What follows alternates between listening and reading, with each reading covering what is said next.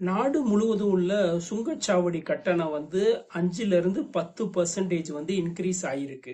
நம்ம நாட்டுல எத்தனையோ பொருளுக்கு வரி விதிக்கிறோம். அது ஒரு குறிப்பிட்ட கால அளவு வரை இருக்கும். ஆனா இந்த சுங்கச்சாவடி கட்டணம் மட்டும் ஆண்டுக்கு ஆண்டு இன்க்ரீஸ் ஆகிட்டே போயிட்டு இருக்கு. இதனால ஏழை நடுத்தர மக்கள் பாதிப்படைகிறாங்க.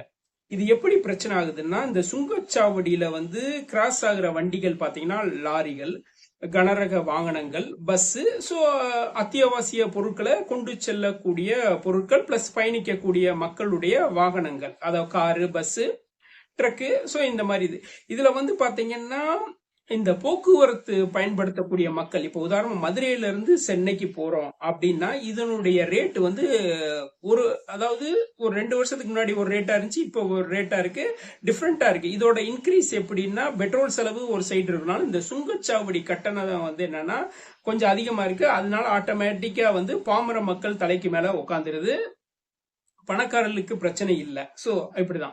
இதே மாதிரி பாத்தீங்கன்னா நம்ம பால், அத்தியாவசிய பொருள், பழங்கள், உணவு பொருட்கள், சமையல் பொருட்கள், சோ மற்ற வகையான பொருட்கள் எல்லாம் ஒரு மாவட்டத்துல இருந்து இன்னொரு மாவட்டத்துக்கும், ஒரு இடத்துல இருந்து இன்னொரு இடத்துக்கு இப்படி போறப்ப என்னன்னா சுங்கச்சாவடி கட்டணம் செலுத்திட்டு போறாங்க. சோ இப்படி இந்த சுமை எங்க வரும்னா மக்களோட தலையில தான் உட்காரும். இது என்னன்னா ஆட்டோமேட்டிக்கா ஏழை மக்களுடைய பொருளாதாரத்தை பாதிக்கும். பணக்காரர்களுக்கு பிரச்சனை இல்லை, அவங்க பாட்டுக்கு மணியை கொடுத்து போயிடுவாங்க. ஆனா ஏழை மக்கள், அதாவது என்னன்னா வாழ்வாரம் பாதிக்கப்பட்ட மக்களுக்கு இது ஒரு பிரச்சனையா இருக்கும். சென்ட்ரல் கவர்மெண்ட் இத யோசிச்சு பரிசீலிக்கணும்.